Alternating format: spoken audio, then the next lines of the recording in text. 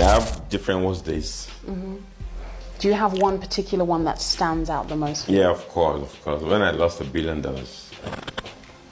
Right. How did that come about? What if I told you that one of Nigeria's most flamboyant billionaires, Femi Otedola, once went completely broke? No cash, no credit, just debts and a name to rebuild. This is the untold story of how he lost everything and then came back to build a fortune worth over $1.85 billion. Stay with me, because this isn't just a story of money. It's a masterclass in resilience. Femi Otedola was born into privilege. His father, Sir Michael Otedola, was once the governor of Lagos State. But even with all the comfort, young Femi wasn't content to ride on his father's coattails. He was fascinated by business, especially oil and gas. By the 1990s, he started his own company, Zenon Petroleum and Gas Ltd. He didn't just want to sell fuel, he wanted to control the entire downstream sector. And for a while, it worked. By 2004, he was supplying fuel to virtually every major company in Nigeria: Total, Mobil, MTN, Dangote Group, you name it.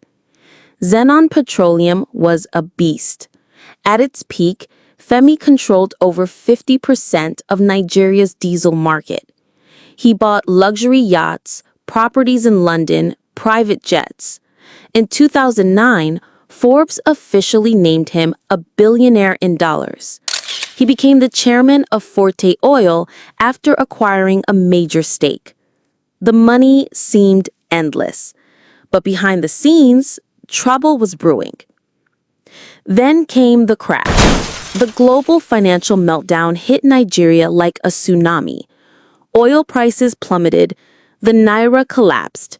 Zenon had borrowed massively to expand, and now the debts were drowning him. In Femi's own words, I had over 22 accounts in banks. I owed over $1.2 billion.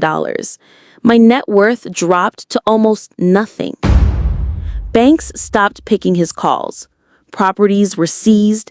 People who once called him chairman disappeared overnight. From billionaire to broke. Public humiliation followed. People whispered, "He's finished." But this is where most people would give up. Femi didn't. He called every bank, faced the music, negotiated repayments. And then he changed strategy. He focused on what he knew best: energy and reinvention.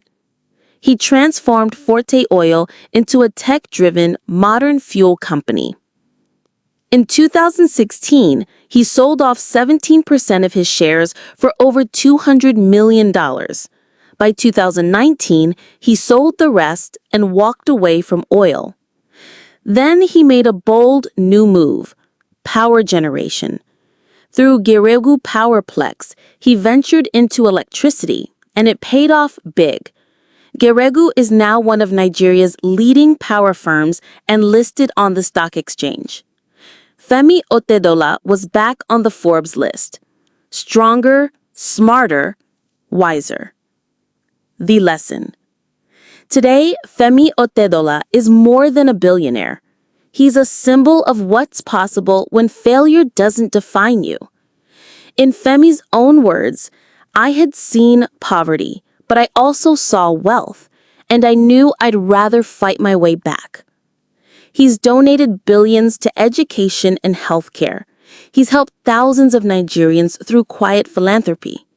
He's also raised children who are not just famous, but successful on their own terms, like DJ Cuppy and Femi Otedola. Femi Otedola's story isn't just about money. It's about falling hard and rising even harder. It's about courage, reinvention, grit. So the next time life knocks you down, remember the man who lost billions, only to come back richer in every way.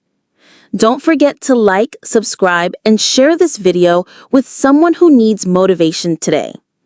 Your comeback is just one decision away. Rock bottom is not the end.